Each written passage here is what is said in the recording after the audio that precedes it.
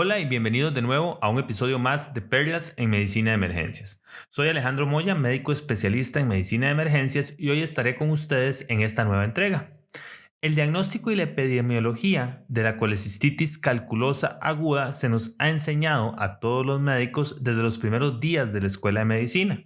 De hecho, que la gran mayoría de libros que hacen revisión acerca de este tema siempre van a contener algunos términos claves que se nos han quedado en la cabeza, como por ejemplo que la colecistitis calculosa es mucho más frecuente en aquellas pacientes que son mujeres, que tienen antecedentes familiares de enfermedades de la vía biliar, que se encuentran en su cuarta década de vida, que han tenido partos múltiples y que además tienen obesidad. Sin embargo, se ha discutido poco acerca de la otra cara de la moneda, que es la colecistitis acalculosa.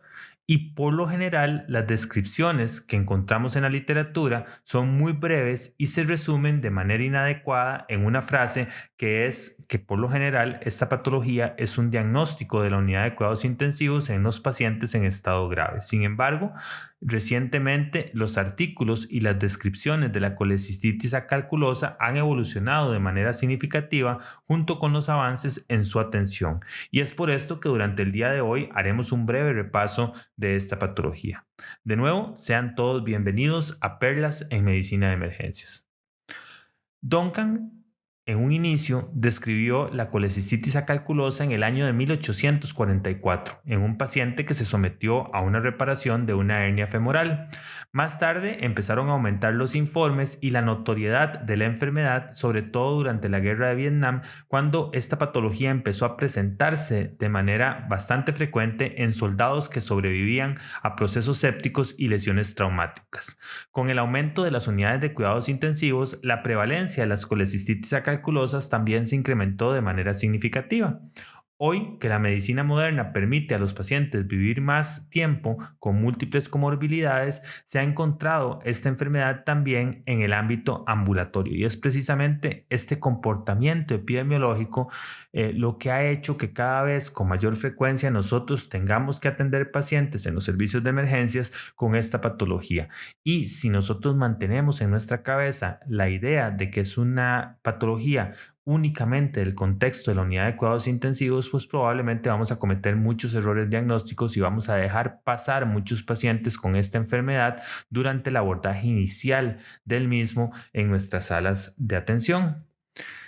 La clave del diagnóstico inicia con la notoriedad de una serie única de factores de riesgo que tienen estos pacientes. Por ejemplo, vamos a tener factores de riesgo tradicionales como las quemaduras, el traumatismo, las cirugías no biliares, el uso de vasopresores, la ventilación mecánica y el parto.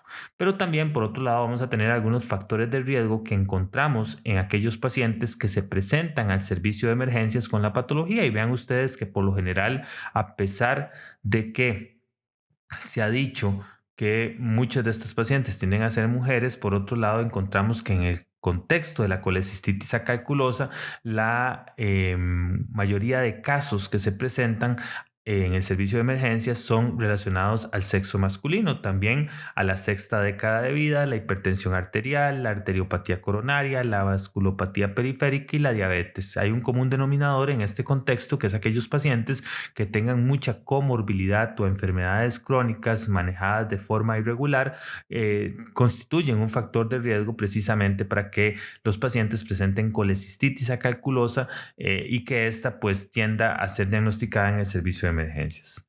La colecistitis acalculosa es una urgencia quirúrgica. De hecho, el pronóstico favorable depende del reconocimiento temprano y de un tratamiento quirúrgico apropiado.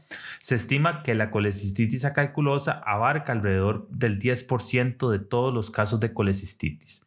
En un estudio, en un periodo de 7 años, 77% de los pacientes identificados con colecistitis acalculosa se presentaron en el ámbito ambulatorio, lo cual nos deja decir que ya no es una enfermedad exclusiva de la unidad de cuidados intensivos y del paciente críticamente enfermo, sino que puede ser una enfermedad que se presenta en el paciente de consulta de choque y que muchas veces nosotros no tomamos en cuenta dentro del diagnóstico diferencial.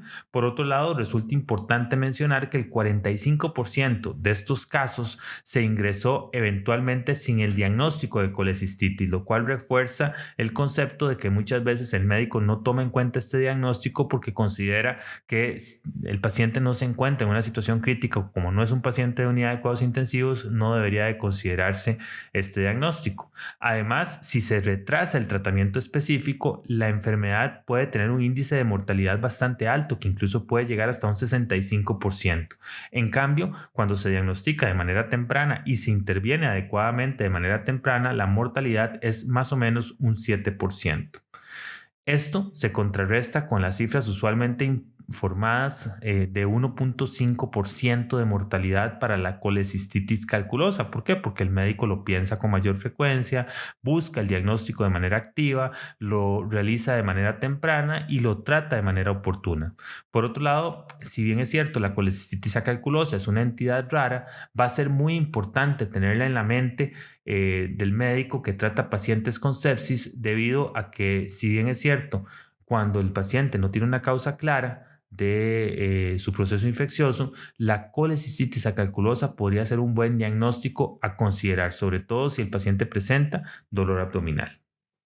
Se ha postulado que la fisiopatología de la colecistitis calculosa inicia con un trastorno agudo o agudo sobrecrónico que conduce a lesión endotelial e isquemia de la vesícula biliar. La falta de perfusión va a crear estasis en la vesícula biliar, mayor distensión y respuesta inflamatoria localizada. Por otro lado, hay hipótesis que señalan que las sales biliares y sus productos secundarios son tóxicos para la vesícula biliar cuando ocurre estasis. Una vez que se ha establecido la colecistitis, puede haber una infección bacteriana secundaria, por lo general con coliformes y anaerobios. A menudo los más frecuentes van a ser Escherichia coli y Klebsiella pneumoniae. La naturaleza exacta y el mecanismo de las infecciones bacterianas se desconocen en la actualidad por completo. De cualquier forma, igual el tratamiento de base va a ser la estabilización hemodinámica, el inicio temprano de antibióticos, más el tratamiento quirúrgico de la enfermedad de fondo. Clínicamente, podemos decir que la presentación de estos pacientes puede ser muy diversa, pero a menudo va a consistir en la presencia de dolor abdominal en el cuadrante superior derecho, fiebre, ictericia, náuseas, vómitos y en ocasiones un estado de choque séptico. La exploración física puede encontrar una masa palpable en el cuadrante superior derecho, y las pruebas de laboratorio pueden mostrar aumento de los leucocitos y además aumento de las pruebas de función hepática. Los pacientes hospitalizados tienen más probabilidades de presentar los principales factores de riesgo identificables, como por ejemplo antecedente de quemaduras, traumas, cirugías no biliares, uso de inotrópicos, ventilación mecánica o parto. Pero sin duda es más difícil identificar a estos pacientes en el ámbito ambulatorio y en la sala de urgencias. La colecistitis calculosa es más frecuente en hombres, a diferencia de la colecistitis calculosa. La relación generalmente tiende a ser de 1 a 1 o de 2.8 a 1. La edad avanzada, generalmente por arriba de la sexta década de vida, los pacientes con comorbilidades, como lo mencionamos previamente, enfermedad cardiovascular, diabetes, hipertensión, vasculopatía periférica, hepatopatía alcohólica y enfermedad pulmonar obstructiva crónica, pueden ser factores de riesgo para presentar este proceso infeccioso. Muchas veces estos casos pueden complicarse si el paciente presenta demencia o presenta algún grado de retraso del desarrollo, lo que puede impedir la obtención adecuada de los antecedentes y la realización de una adecuada exploración física. En niños, la colecistitis calculosa puede presentarse como una complicación de la infección por el virus de Epstein-Barr. Los pacientes con síndrome de inmunodeficiencia adquirida también pueden presentar un pródromo infeccioso inespecífico y dolor abdominal superior, sobre todo en el cuadrante superior derecho, con colecistitis calculosa secundaria a una infección oportunista, aunque es mucho más frecuente que en estos pacientes portadores de VIH veamos cuadros de colangitis aguda. En cuanto a los criterios diagnósticos para la enfermedad, generalmente vamos a utilizar una serie de signos y síntomas locales, la presencia de signos sistémicos y los hallazgos imagenológicos. La presencia de un signo o síntoma local, un signo o síntoma sistémico y una imagen confirmatoria podría darnos el diagnóstico con bastante especificidad. ¿Cuáles son estos signos y síntomas locales? Pues la presencia de un signo de Murphy, la presencia de dolor o resistencia en el cuadrante superior derecho o una masa palpable en el cuadrante superior derecho. Por otro lado, los signos sistémicos como fiebre, leucocitosis y elevación de la proteína C reactiva, más los hallazgos imagenológicos, por ejemplo, de una ultrasonografía al pie de la cama del paciente o un ultrasonido formal o una centigrafía hepatobiliar, podrían colaborar a confirmar la presencia de este cuadro clínico.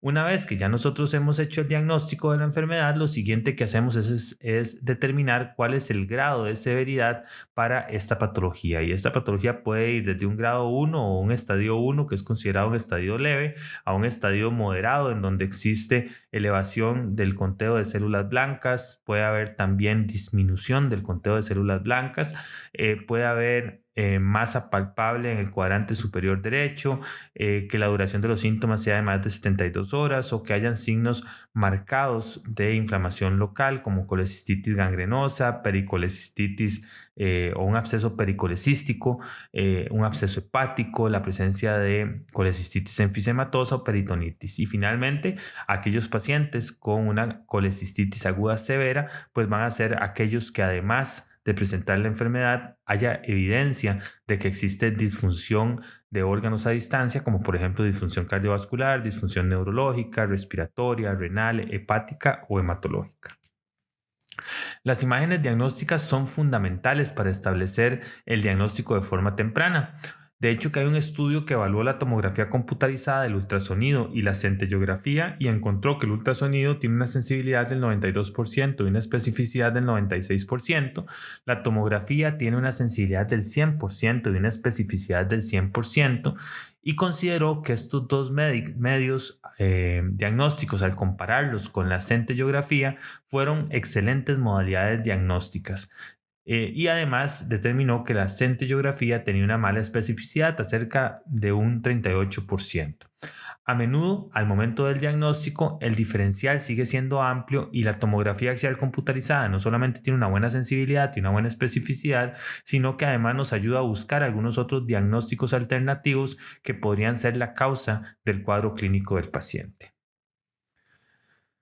Existen algunos criterios de imagen para el diagnóstico de colecistitis aguda calculosa. Si bien es cierto, estos criterios no se han validado, pero pueden resultar útiles para proporcionar una idea general del cuadro clínico del paciente. Los criterios se satisfacen si están presentes dos criterios principales o si hay un criterio principal más dos criterios menores. Los criterios principales son engrosamiento de la pared de la vía biliar de más de 3 milímetros, signo del halo subseroso, que es una lucidez intramural causada por el edema equivalente a una vesícula biliar estriada en la ecografía, infiltración pericolecística de grasa o lo que llaman grasa sucia, la presencia de líquido pericolecístico en ausencia de ascitis o hipoalbuminemia, el desprendimiento de mucosa y por otro lado la presencia de gas intraluminal que haga sospechar en una colecistitis enfisematosa. Y por otro lado, los criterios menores van a ser la distensión de la vesícula biliar más de 5 centímetros de diámetro transversal o la bilis de alta atenuación, es decir, la presencia de una gran cantidad de barro biliar.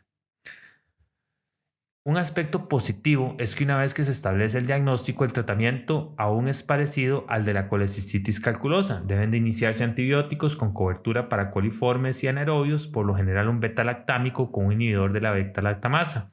Se requiere una consulta quirúrgica temprana para decidir si el paciente debe ser llevado al quirófano para colecistectomía abierta frente a una colecistectomía guiada con radiología intervencionista. Esta decisión por lo general va a girar en torno no solamente a la comorbilidad del paciente, sino también a su riesgo perioperatorio.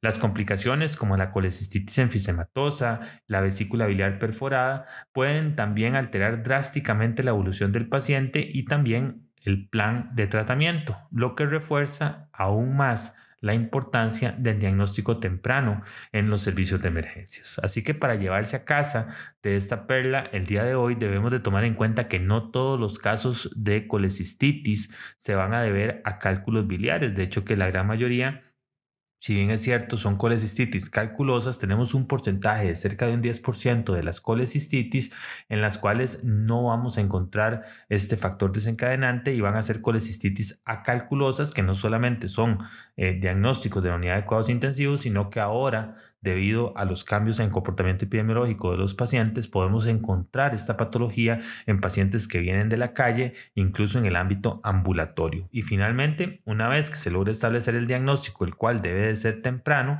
debe de iniciarse los antibióticos de amplio espectro y interconsultar de manera inmediata al servicio de cirugía para que ellos tomen la decisión de cuál es la mejor forma para manejar esta patología. Así que con esto pues damos por finalizada la perla del día de hoy.